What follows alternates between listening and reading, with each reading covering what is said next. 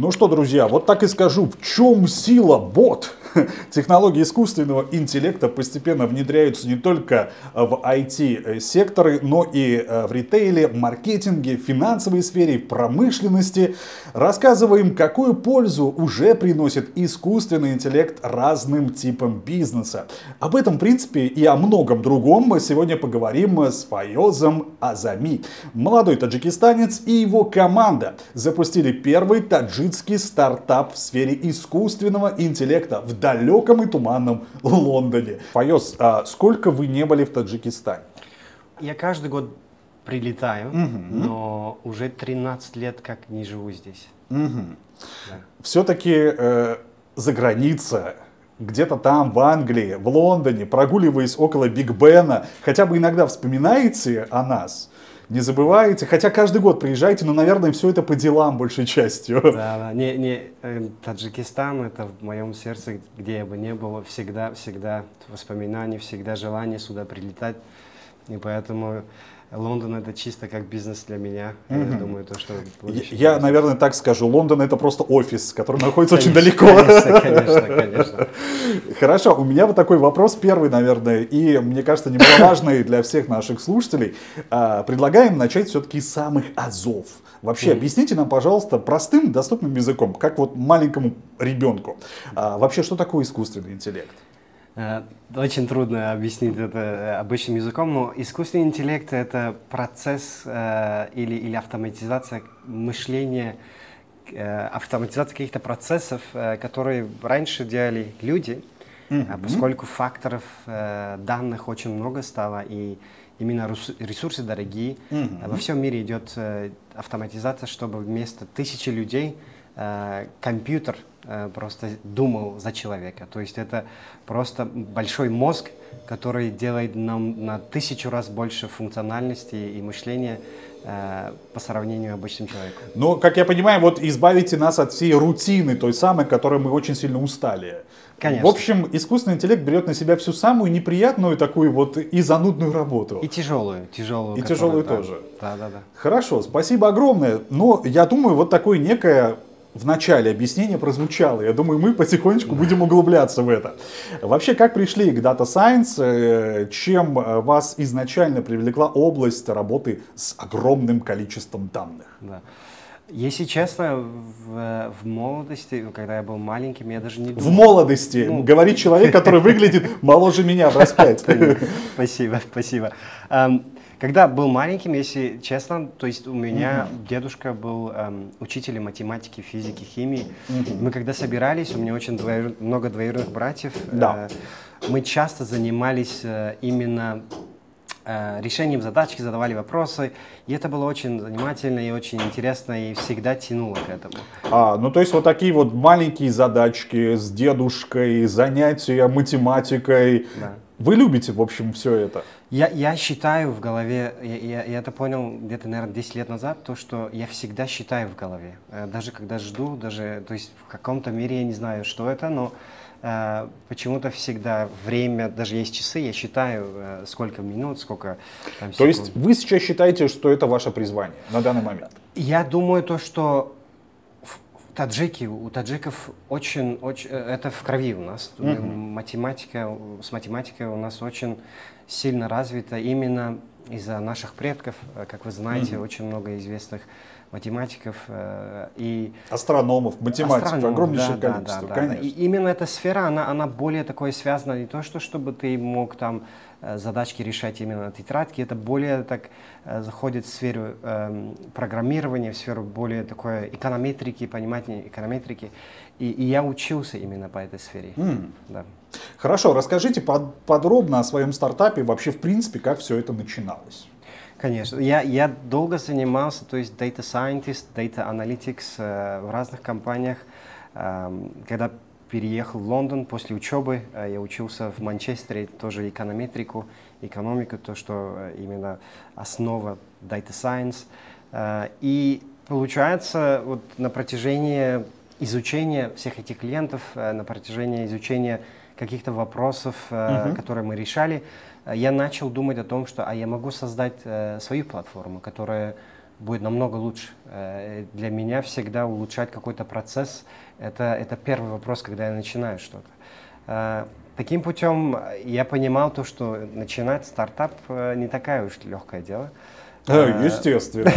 И именно... одно дело работать на кого-то, естественно, Конечно, а другое конечно. совершенно быть ответственным за собственное дело, собственный бизнес. Да, да, и это вообще другой уровень, я потом могу об этом сказать. Но постепенно, как я видел, то, что на самом деле люди начинают что-то и получается. Именно учеба, опыт, работая с большой четверкой. Я вот хочу сказать, что Coca-Cola, Samsung, EA Sports и многие-многие другие компании, в которых вы Конечно. работали. И там тоже было Novartis, и Etihad, и очень много разных других компаний, которые мне далось такую возможность быть частью Publicis и работать. И понимание вот структуры бизнеса, и понимание технологий, которые используются для оптимизации вообще бизнеса в общем, дало мне понять то, что есть большой рынок, где мы можем создать платформу, которая будет помогать многим компаниям, и это будет тоже на уровне, который нету больше. В Лондоне даже на мировом уровне нету такой платформы. Я, наверное, хочу тоже такой вот вопрос задать. А зачем нужен бизнесу искусственный интеллект и как он ему помогает? Да. Если честно, искусственный интеллект, она затрагивает очень много отраслей вообще бизнеса, частного сектора. А в бизнесе основная, то есть цель это уменьшить затраты, да, затраты на людей, правило. затраты на расходы, рекламы и другие, и поднимать доход. То есть цель нашей платформы именно этим заниматься. То есть мы не смотрим на пару данных, а мы берем общую данную про бизнес и смотрим, где расходы, в основном по маркетингам, по ресурсам. И у нас, то есть алгоритм, который мы долго разрабатывали, оно с большой аккуратностью дает именно оптимизацию на основе модели, которую мы создали, говорит, что нужно делать. И мы тестировали это, я тестировал это на протяжении своей карьеры, и в платформе, когда мы внедрили, уже наши клиенты как бы отзываются от пользы. Вообще, в принципе, многие IT-компании собираются в Америку, в США. Там сосредоточена вот такая вот кремниевая долина, так называемая, конечно, где присутствуют все крупные гиганты, как Intel, Google, ну и прочее. Почему это Англия? Почему вы решили развиваться именно там? Это особенности какого-то рынка Англии? Вам нравились больше или что? Если честно, у нас представительство скоро будет в Америке. Я в октябре собираюсь в Америку. То есть не особо мы хотели переехать в Silicon Valley, то есть Кремниевую долину, из-за того, что наши клиенты, которые сейчас с нами работают, они находятся в Англии. И то, что я живу там, я не считаю то, что для того, чтобы быть юникорном, да, и нужно переехать в Америку, потому что очень много примеров компаний, которые в Англии стали большими. Да. Ну, это понятно. Но, наверное, едут в Америку большей частью, я так думаю, за железом, так называемым. Поскольку, ну, это, наверное, чисто техническое, наверное, объяснение, поскольку все наикрутейшие серверы, которые помогают быстро пользоваться, так, и в том числе и всеми возможностями искусственного интеллекта, находятся именно там. Да. Но видите, сейчас... все компании переходят на сервисы облака, то есть cloud, и cloud как бы находится везде. Поэтому зависит от того, что какие там мощности компьютеров ты выбираешь в своем клауде, и везде, то есть любой человек сейчас даже может зайти Amazon AWS или там Azure и начинать какой-то свой проект. Вот в чем прикол, то что один из моих целей, то есть рассказать аудитории, что все могут попробовать. И пробовать, я думаю, это первый шаг для того, чтобы что-то создать. Ну что, отлично. Мне кажется, это уже можно записать как цитату. Пробовать, чтобы создать. Друзья, вот вам слоган рекламный уже готовый. Причем разработал его не искусственный интеллект, а вполне себе живой человек. Друзья, делаем паузу прямо сейчас. Слушаем короткую рекламу, но мы скоро обязательно вернемся. Между прочим, я обязательно должен расспросить про компанию Trigma ИИ. Я все правильно, надеюсь, я произнес. Конечно. О ней мы поговорим чуть позже, друзья, но уже после рекламы.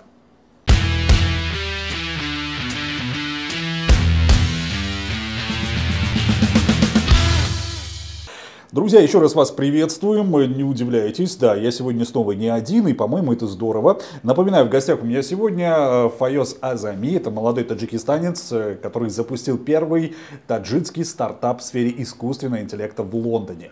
Представляете, вот так вот, из Лондона прямиком к нам сюда, в нашу замечательную студию.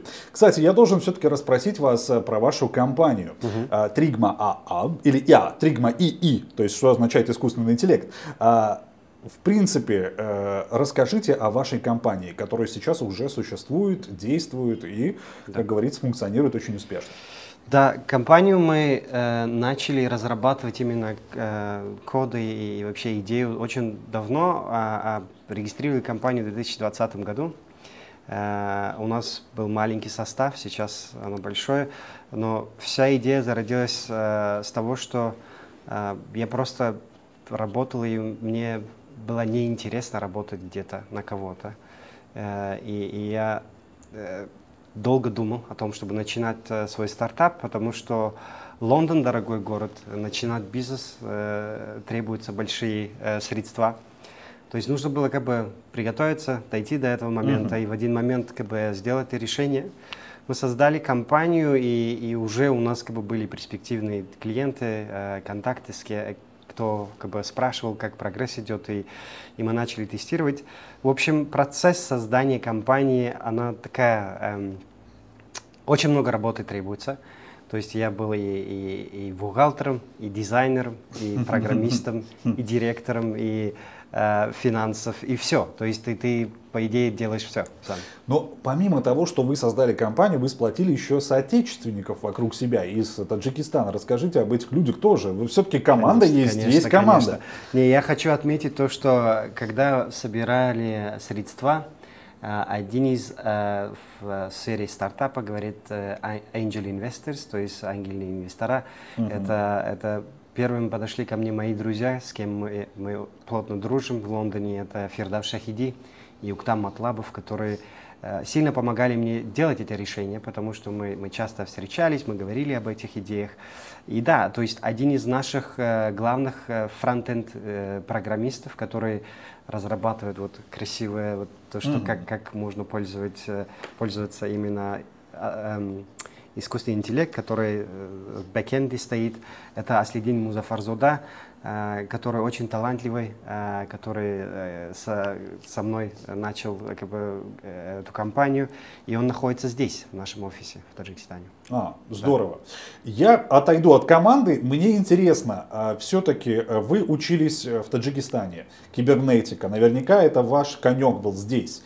Как продолжалось обучение за рубежом? Где вы учились? Что вы заканчивали?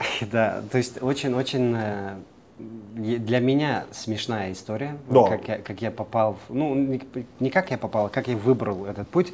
Я учился в Таджикском национальном университете, то есть там был департамент кибернетики, где нас учили очень много математики, программированию, и там был бухучет и математика.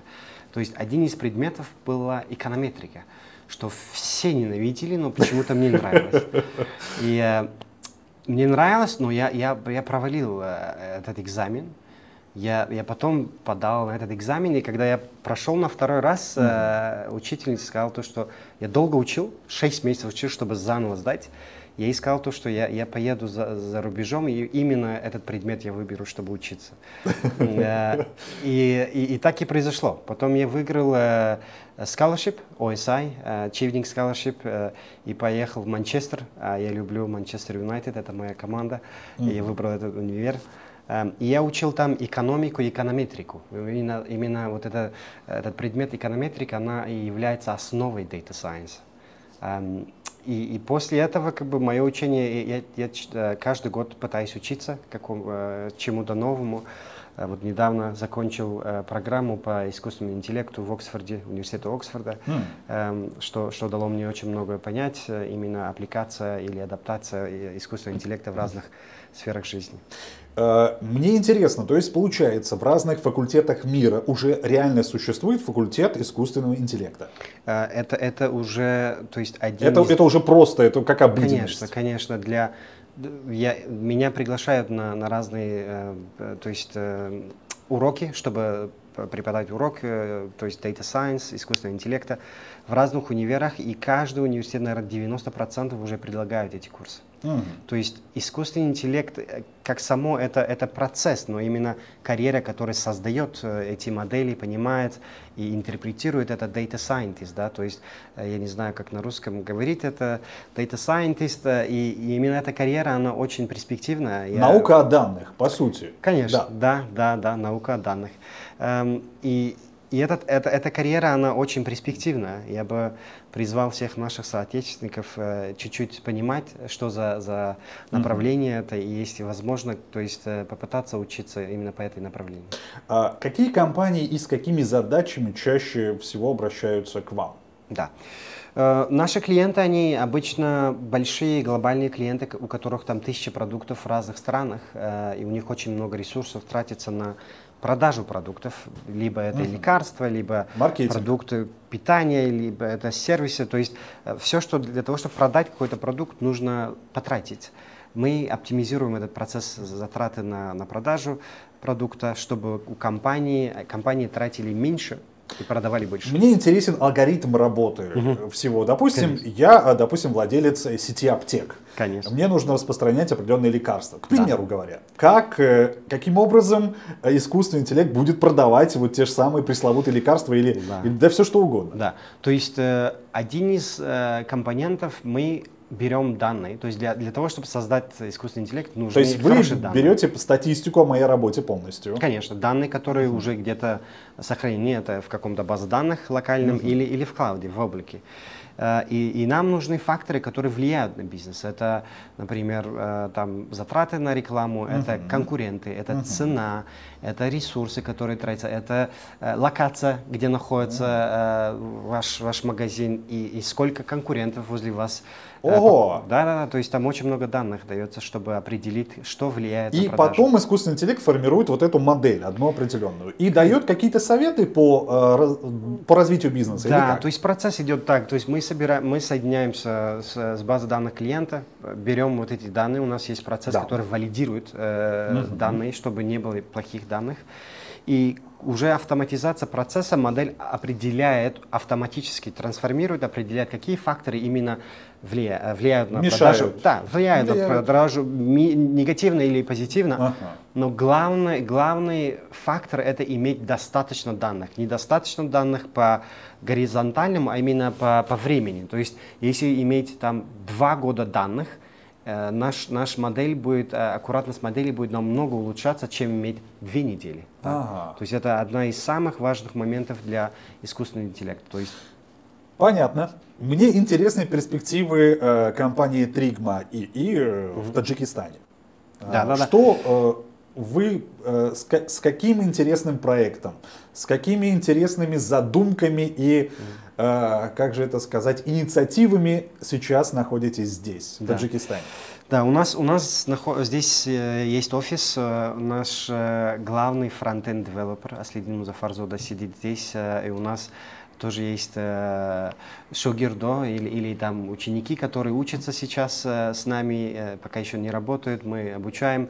Я считаю, то есть отчасти это наш долг, чтобы отдать какую-то часть, то есть то, что мы делаем, обратно. И в Таджикистане я каждый раз общаюсь, то есть нахожусь здесь и вижу очень много талантов. Талантов именно в сфере программирования, математики, data science. И мы планируем именно здесь создать большой такой хаб, чтобы были специалисты по сфере искусственного интеллекта, data science, и люди, которые помогают нам по системному обеспечению нашей платформы. И по идее хотим создать такой большой хаб, сервис, аутсорсинг компанию, чтобы создать рабочие места и поднимать именно образование в сфере data science. Ну, а планируете, в принципе, какие-то бизнес-продукты предлагать уже здесь? Если честно, я последние 2 недели читал очень много о том, что люди тонут в разных реках, все остальное. И я начал задумываться, а можно ли здесь применять искусственный интеллект? Потому что последние 2-3 недели по статистике очень много людей. В летнее время, как правило. Да. Именно вот такие... Печально. Да, печально, но именно такие моменты, которые помогают людям, помогают именно обществу. Я задумываюсь. Конечно, у нас есть планы на то, чтобы создать проекты, продукты, которые помогают именно в Таджикистане. Но у нас основной бизнес это B2B. Я думаю, то, что есть компании, которые уже заинтересованы с нами работать в Таджикистане. В дальнейшем мы посмотрим. Да? То есть мы хотим, чтобы у нас была здесь база огромная. То есть вы планируете создать здесь офис программистов, которые будут работать в Таджикистане. Конечно. Но, тем не менее, будут работать с продуктами и бизнес-стратегиями за рубежом. Это абсолютно правильно. Ага. Да. Какой человек может к вам прийти и устроиться на работу? Кто он? Я думаю, люди, которые именно любят работу математики, программирования, потому что я очень люблю свою работу, и поэтому я выбрал, конечно, создать стартап и быть, то есть быть как бы директором, да, CEO компании, очень много обязательств, да, то есть люди, у которых есть семьи, зарплаты, все остальное, но другая часть, моя любовь именно к этой сфере, к этой работе дает очень много удовольствия. То есть люди, которые имеют навыки в сфере программирования, любят эту сферу, дизайнеры. То есть вот эти люди могут к нам подойти. А вы не слышали иногда, может быть, свой адрес, то, что вы, вводя вот искусственный интеллект в работу в целом, вы, возможно, лишаете людей работы? Да. Не, такие есть. Было ли такое? Я часто выступаю в разных глобальных форумах. Один из них Surface Summit. И в McKinsey я выступал тоже насчет искусственного интеллекта. Конечно, но этого не избежать. К сожалению, не избежать автоматизацию всей отрасли нашей экономики, то есть структур, которые можно автоматизировать. Да? То есть к печали, то есть если люди не будут именно переквалифицировать в какой-то сфере диджитализации, там data scientist, data analyst, какие-то data engineers, cloud computing, то в будущем будет очень трудно как бы найти хорошую работу, я думаю. Я вот думаю сейчас, можем ли мы так очень сильно доверять искусственному интеллекту? Нет, к сожалению, 95% это статистика исходит из консалтинговой компании McKinsey. 97% моделей искусственного интеллекта, они проваливаются, они не работают. Да? То есть созданы, или даже бывают какие-то автоматизированные процессы, которые говорят, это искусственный интеллект. Но на самом деле это то есть условные какие-то процедуры, да, которые ставятся. То есть там машина не думает сама, то есть не дает какое-то свое мышление. Поэтому очень много возможностей в этой сфере тоже.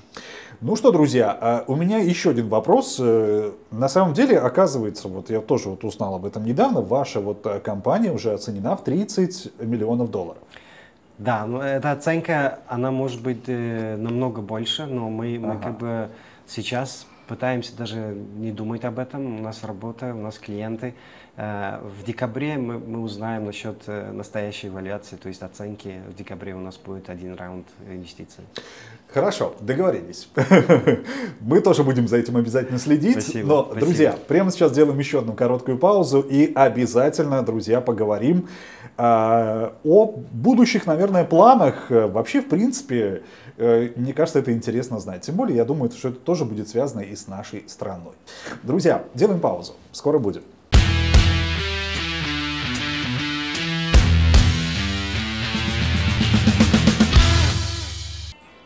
Ну что, дорогие друзья, третья смена продолжается, и, честно вам признаюсь, я сегодня очень много узнал из мира высоких технологий.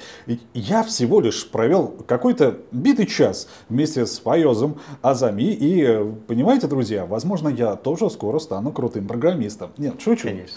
Вряд ли, наверное, это произойдет, потому что нужно учиться, еще раз учиться. Вообще, Файоз, у меня вопрос такой к вам будет. Вот сейчас молодежь, наверняка услышав, возможно, наш эфир, прочитав прочитав вашу статью. Наверняка многие молодые ребята захотят учиться и заниматься в этой сфере. Что нужно изучать? Какие предметы нужно изучать? Как нужно двигаться в этом направлении? Актуальный вопрос, потому что именно карьера Data Scientist, оно не только математика или программирование, да, то есть там очень много разных частей. Я могу рассказать о своей пути, я очень сильно был увлечен именно математикой, астрономией в школе. И когда в универе учился, начал чуть программировать. Первое, что хочу всем сказать, это научиться программировать именно на Python, именно то есть SQL, то есть SQL Server, да, то есть база данных, инженерия базы данных. Эти две языки, они то есть основа Data Scientist. Сверху этого нужно знать хорошо математику, тригонометрию, эконометрику, то есть именно статистику очень нужно хорошо знать. Статистика и эконометрика, по идее, одно и то же, но эконометрика наиболее такой расширенный предмет.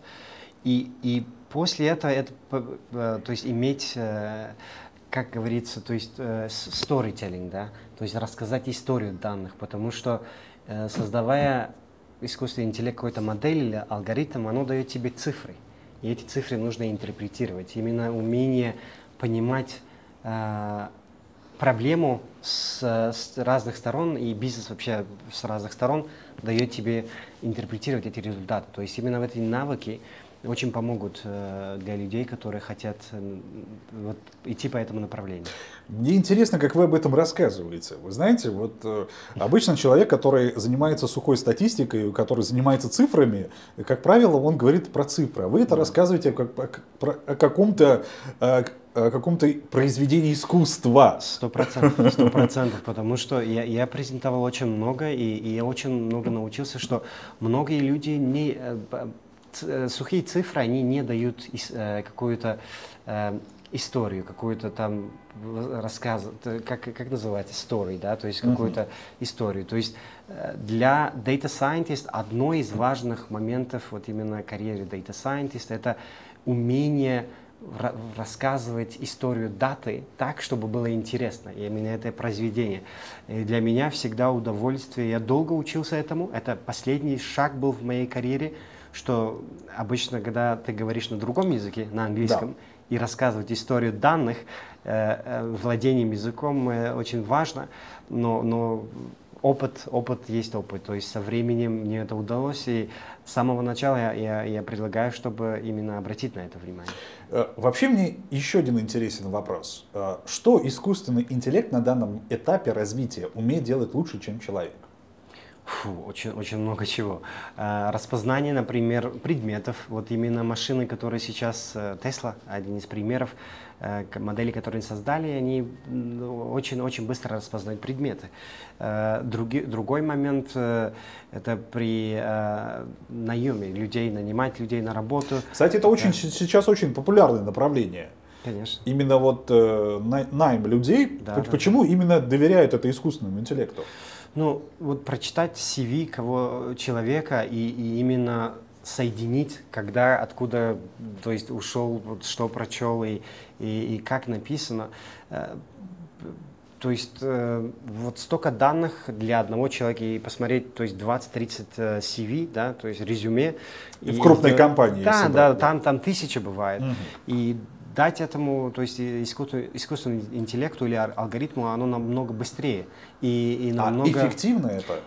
Эффективность, единственный момент, то, что был Google недавно, где-то год назад выпустили статью, где было немножко bias, да, bias это в сторону расы, разных рас.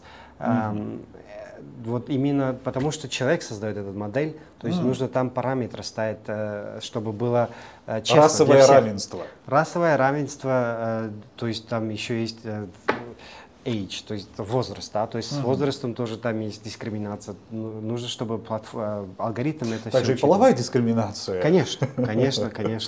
Эти проблемы вот решает искусственный интеллект. Таких моментов очень много, то есть использование искусственного интеллекта, чтобы оптимизировать процессы. Да. Мы вообще сейчас стоим на таком очень интересном отрезке пути. Сейчас, наверное, в ближайшем, возможно, будущем, год через два, наверное, искусственный интеллект будет снимать видеоролики в интернете.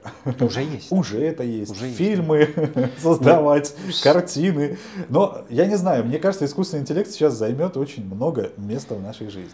Это как бы контраст между тем, когда я нахожусь в Таджикистане и когда я в Европе или в Америке, использование, адаптирование искусственного интеллекта в разных сферах жизни, оно намного больше внедрено. Когда я приезжаю в Таджикистан, я вижу то, что мы начинаем это, что хорошо, и поэтому понимание... Вопрос очень, мне кажется, важный. В какую сферу, возможно, нашей экономики вы бы хотели внедрить искусственный интеллект? Или сферу IT? 100%, то есть для сбора данных. Сейчас у нас сбор данных в многих компаниях, они неаккуратны, они не оптимизированы. Ну, как правило, это все это бумага. Парковка. Проблема вообще наша парковка, например. Можно будет внедрить искусственный интеллект, чтобы... Я выдаю идеи свои, но... немножко можно. Конечно, можно. Я буду рад партнерствовать с нашими талантами, чтобы создать такие именно платформы. Именно, я думаю, в Таджикистане более будет для того, чтобы улучшить жизнь людей и давать рабочие места. Именно вот такие проекты, наверное, мы хотим здесь внедрить. Ну что, вообще сфер, конечно же, куда можно внедрить искусственный интеллект, миллионы. Наверное, перечислять, и всего эфира просто не хватит. Конечно. Кстати, и наш эфир, увы, друзья, подошел тоже к концу. Файос, огромнейшее вам спасибо, то, что вы преодолеваете 1000 километров. Вы знаете, утечка мозгов — это очень серьезная проблема для любой страны. Да. Вы же являетесь антипримером, вы вернулись. По-моему, это уже неплохо. Файос, спасибо вам огромное, то, что посетили нашу студию. Развивайтесь дальше, двигайтесь дальше, создавайте и находите единомышленников, которые тоже будут думать, как вы. Огромное спасибо. Очень, жара большая. Пейте много воды, и мне было очень приятно с вами общаться. Мне тоже. Друзья, на этом заканчиваем. 30 смен тоже подходит к концу. Услышимся уже завтра, как всегда, в 17:05. С вами был Андрей Соколов. Удачи. Пока-пока, друзья.